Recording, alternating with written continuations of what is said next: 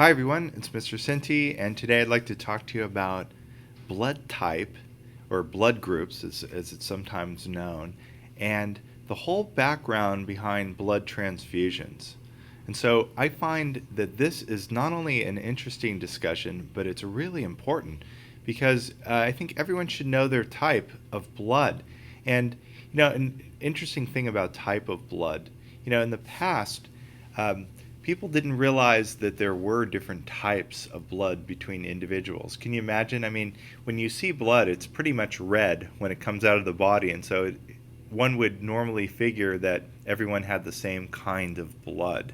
And so it was determined early on that when physicians would try, when a patient was struggling, as you can see in this picture, were trying to get a transfusion. In other words, like when a healthy person was trying to donate some blood to someone who was struggling, sometimes the person would recover and sometimes they would perish as a result of the transfusion.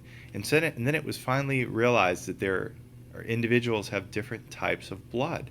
And so what's curious about this is that I'll also want to talk about this, that maybe you're thinking, well, maybe if they would have chosen a member of the family, perhaps that would have been more compatible because there's got to be more closely related blood within your own family. But the truth is not necessarily. Like your parents may have different blood types than you.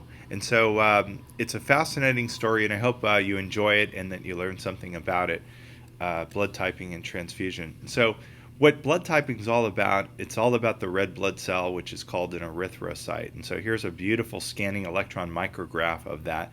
Now, what is a red blood cell? It's basically a membrane it's a bag of about 300 million molecules of hemoglobin, and it carries oxygen through the blood, and it's the most numerous of cells in the whole body. So what about it? Well, on its membrane, if you're familiar with the cell membrane, let me sort of take you into this. A cell membrane is typically a phospholipid bilayer, something like this.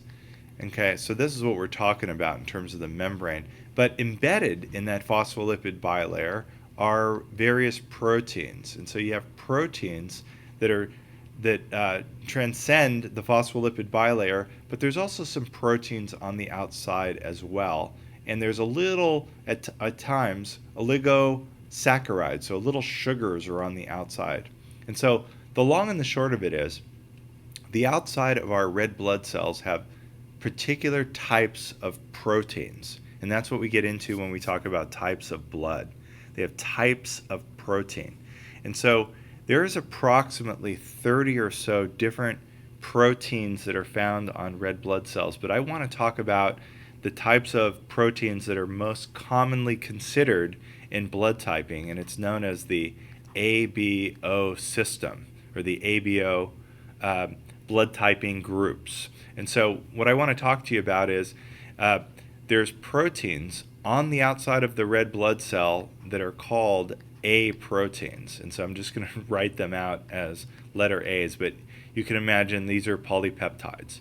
So there's a red blood cell with A proteins. And so I kind of like to think of a red blood cell like a pizza, and it looks a little bit like a pizza or a bagel.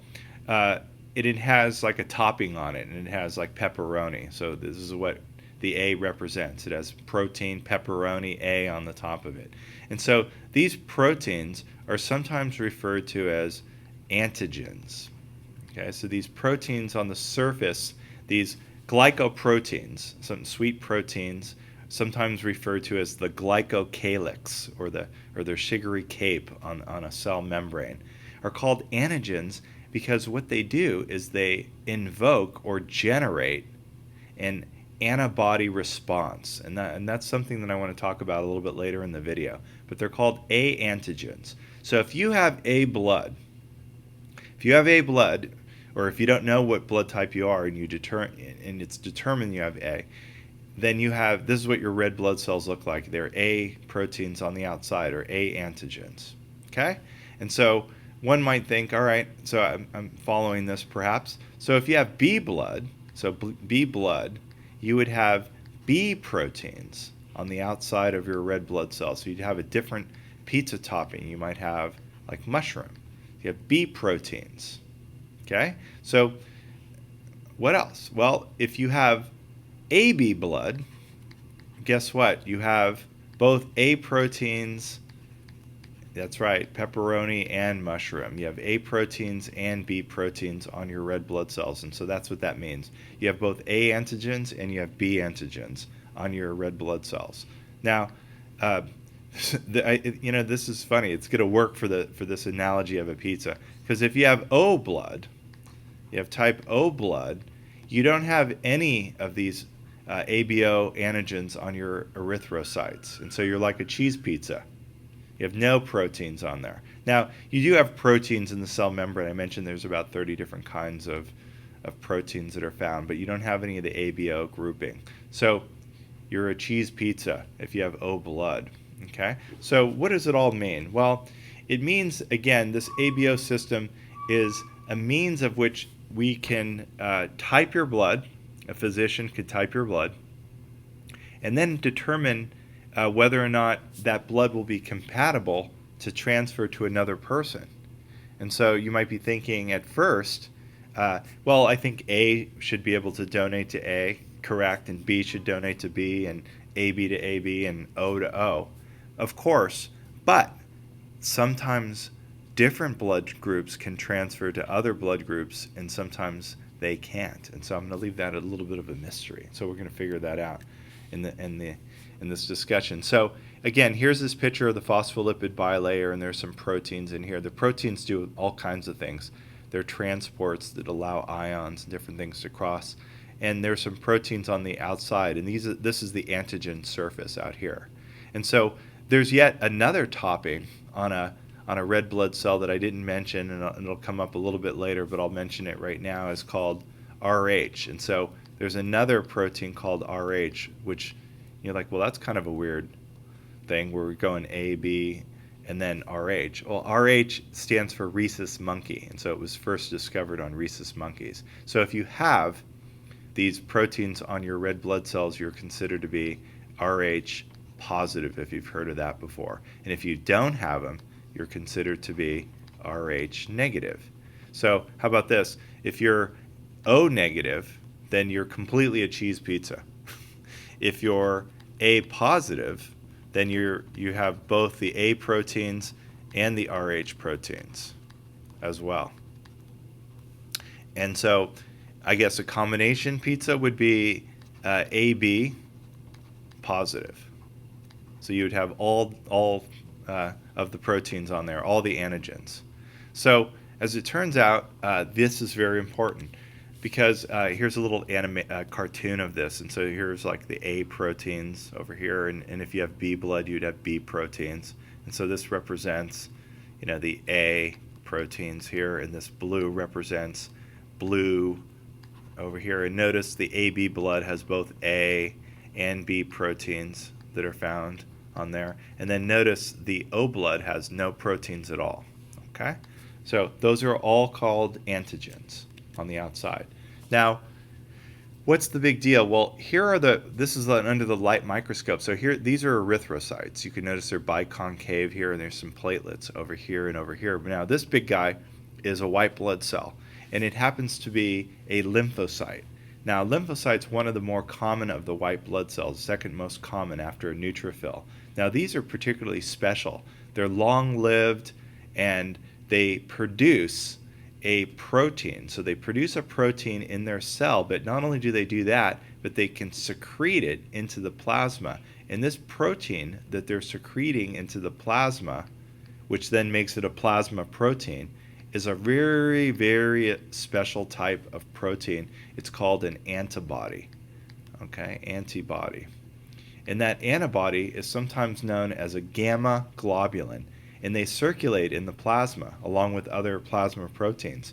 But these circulating antibodies, or immunoglobulins, sometimes they're referred to, antibodies, search around for foreign cells. They're defensive proteins. So in other words, one of their normal functions would be, for example, if there's a bacteria in the blood, these antibodies that are secreted by lymphocytes are destroyed, And it's because the surface proteins of a bacterium, or in other words, the bacterial antigen, the proteins on a bacteria, are foreign. So those are foreign antigens.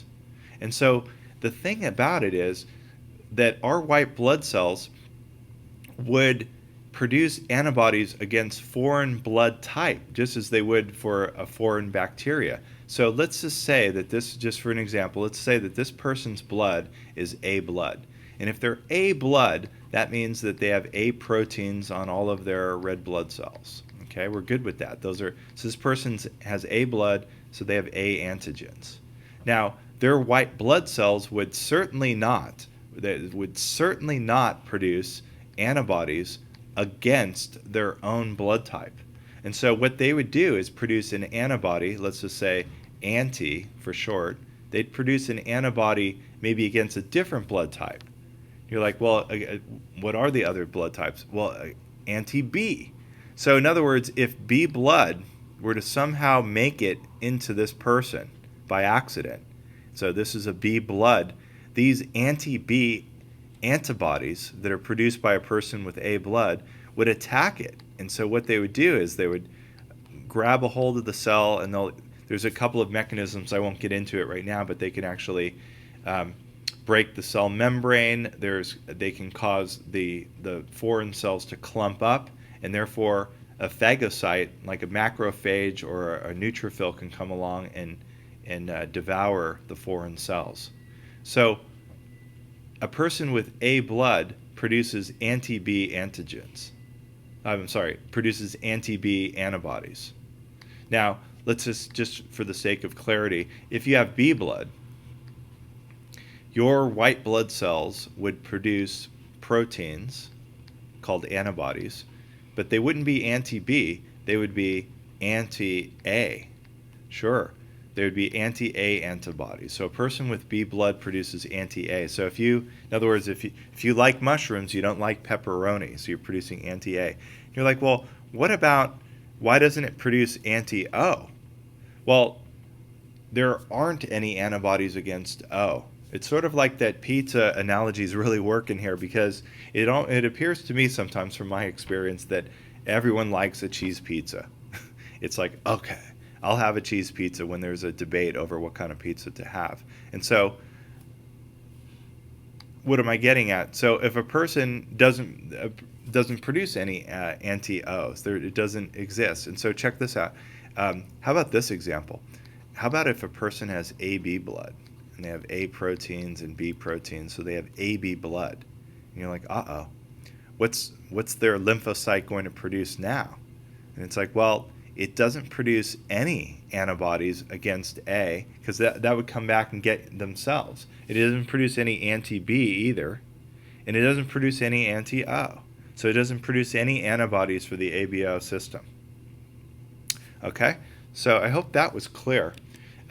You can look this up on the internet. You can find different graphics expressing this. So here's the antigen.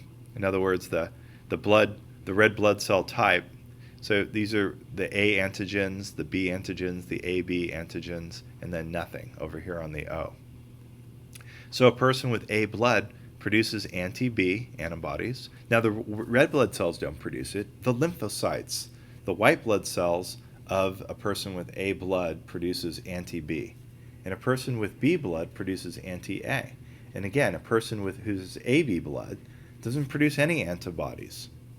And a person with O produces both anti-A and anti-B. How about that? And again, this works with the pizza again, because if you prefer cheese pizza, then you're kind of like the hater. You don't really like anything else. The trouble. So as it turns out, you produce both anti-A and anti-B. All right? So that's kind of interesting. If you're following this, you should be able, at this point, if you were to pause the video, you should be able to tell me who can give to who. In other words, who can donate blood and who can receive blood from different groups based just on this knowledge alone. It's pretty cool, but I'll go over it nevertheless. So what happens if antibodies are released and they attack foreign blood cells? Well, I was mentioning this before. They attach to the membrane and they kind of net them like this. They sort of get them in a group, and clump. They cause the blood to clump. And again, if this were to happen inside your body, this could be potentially fatal. But it's a defensive mechanism called agglutination. So the blood agglutinates when foreign blood comes into the body.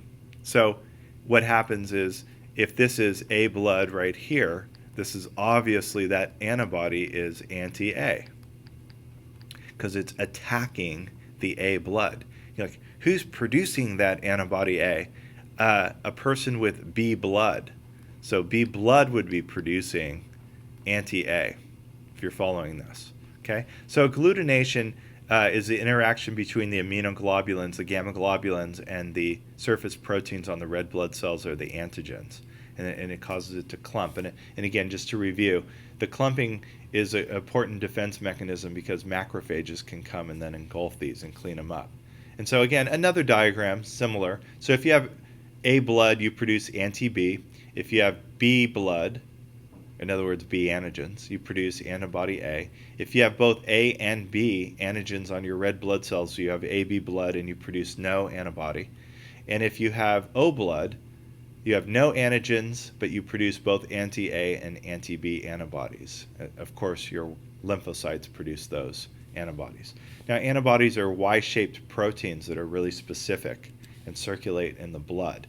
And so, again, if you're, let's do this, if you're O blood, blood type O, in other words, no surface antigens, your lymphocytes would be producing both anti-A, let's do that, anti-A, and they would be producing anti-B antibodies. They'd be producing both of those if you have O blood. So I hope that's clear. So when I was mentioning antibodies attacking foreign cells, causing them to clump, this is an actual photograph of this under the microscope. So this is a drop of blood that's agglutinating or clumping.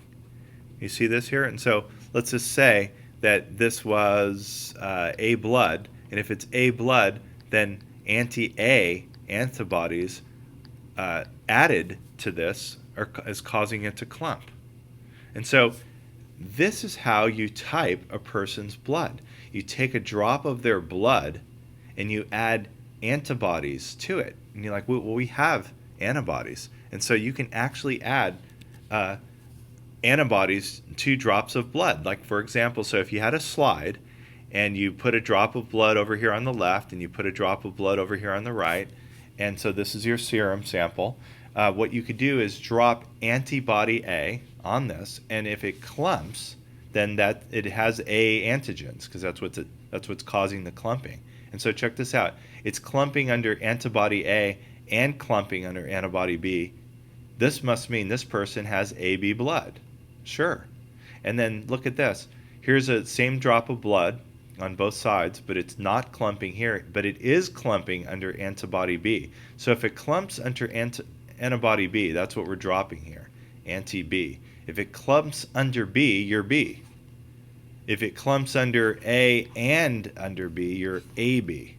And if it clumps just under the A, you're A. And if it doesn't clump at all, then you're O. Sometimes when in the lab, if you're typing blood and it's like, hey, it's not working, it's not clumping, it's not agglutinating. Oh, well, no, that just means that you're type O blood. Because, of course, anti-A doesn't cause O blood to clump and anti-B doesn't cause O blood to clump.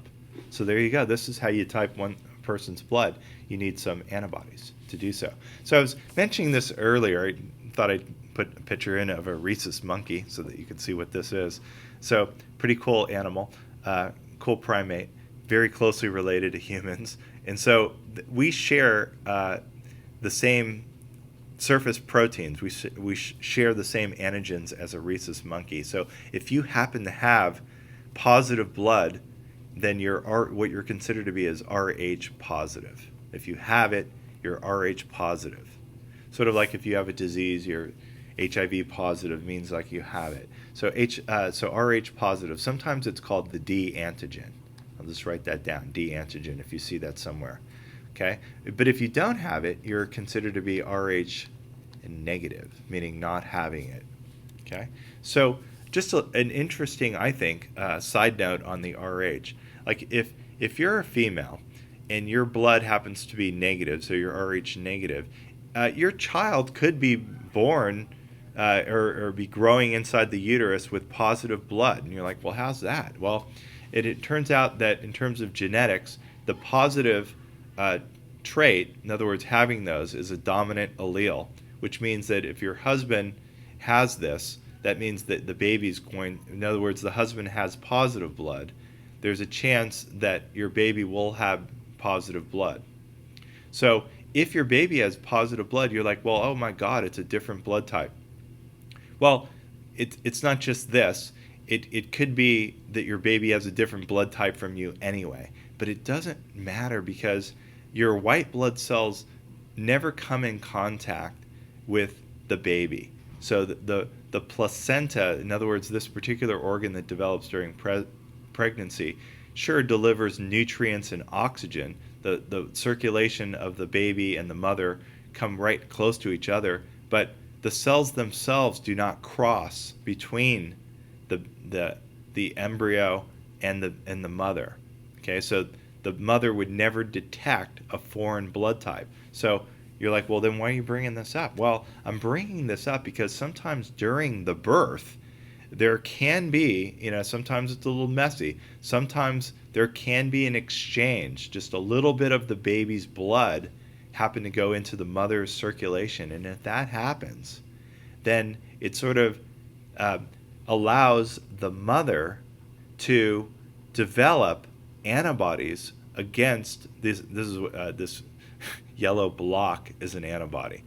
Develop antibodies against positive blood. Now, before, she would have never done that because the cells never met each other. And so as it turns out, you're like, well, what's wrong? The baby came out, it's fine. But there can be a problem during the second pregnancy because the antibody can actually pass through the umbilical cord and actually hurt the baby and start to attack the positive blood of the second child. And so this is a diagram showing that the antibody can actually come in here and start destroying the red blood cells, which would result in anemia of the baby and possibly put the baby in harm's way. And so this problem is known as erythroblastosis fetalis, if I'm pronouncing that right, which means that if a mother's Rh negative and the baby's Rh positive, this could be a problem. But this is a very, very rare occurrence, erythroblastosis, because physicians are, again, aware of the blood type of the mother and of the father. And sometimes when the baby is born, they'll administer some immune suppressant medication, which prevents this from happening. But sadly enough, that this can occur in sometimes in a developing country, and it should be avoided. And so, again, finally, a diagram of this. Like if the mother's negative and the father's positive, the baby could be positive, and therefore the mother, if there's an exchange of the baby's blood into the mother will develop antibodies against it, and then therefore attack the next positive baby during the pregnancy. That's not good. Now, I promised you to talk about blood transfusions and compatibility. Well, if you have this figured out by now, then this should be a review, but if not, here it is. So if you have O blood, in other words, you have no antigens, the thing about that is that a person with A blood can receive it. So in other words, a person who has A blood can receive blood from O. All right? And if a person with B blood can receive blood from O as well. And so a person who has B blood doesn't produce any anti-O. So they're compatible. So O can give to AB as well. And of course, O can give to O. So sometimes O is considered to be the universal donor, can give to everyone. Now, of course, A can give to A, but A cannot give to B, and A cannot give to O, because O is going to reject everything, because O produces both antibody A and antibody B.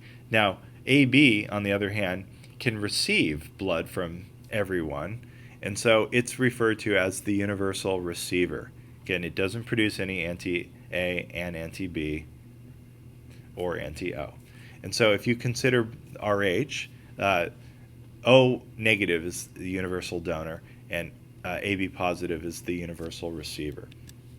Now, finally, let's just talk for a moment about genetics. Now, if you have A blood, and let me review what that means. If you have A antigens or proteins here, your genetics could be like, okay, so this is your phenotype. If you recall this from basic biology, if you have you're expressing a protein, this is called a phenotype. But your genotype, in other words, we have DNA from our mother and DNA from our father. As it turns out, there's one gene for this antigen. And so you could be capital A, which means dominance. So if you are homozygous, as it's referred to, the genotype, you have big A, of course you will have A blood. But as it turns out that you could have big A and an O allele, okay? And so this is referred to as capital A, little I, showing the fact that it's recessive. You could be AO, in other words, heterozygous, AO, and O being recessive. It doesn't produce a protein, but the A is producing a protein, so you would still have A blood. Okay? So you can have two different genotypes. You can be homozygous A or heterozygous A. Same thing with B. If you're B blood and you have, let me change this color here, if you have B proteins, you could either be, on your DNA, you could either be, this is mother and father, you could be capital B, or you could have not capital B, you can have BO.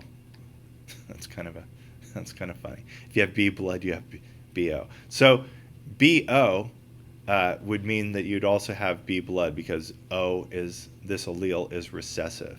And so if you have AB blood, that means you have both A proteins and B proteins, and that's kind of clever. So your genotype, there's only one kind of genotype you can be there, which is big A, big B.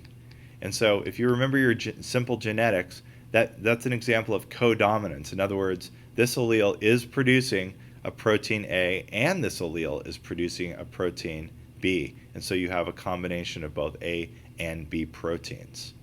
Okay, codominance. And then again, if you're in other words, recessive, not IO, then you would have no proteins at all on your red blood cell. And that's why you would have the blood type. So there's 4 phenotypes, but different kinds of genotypes.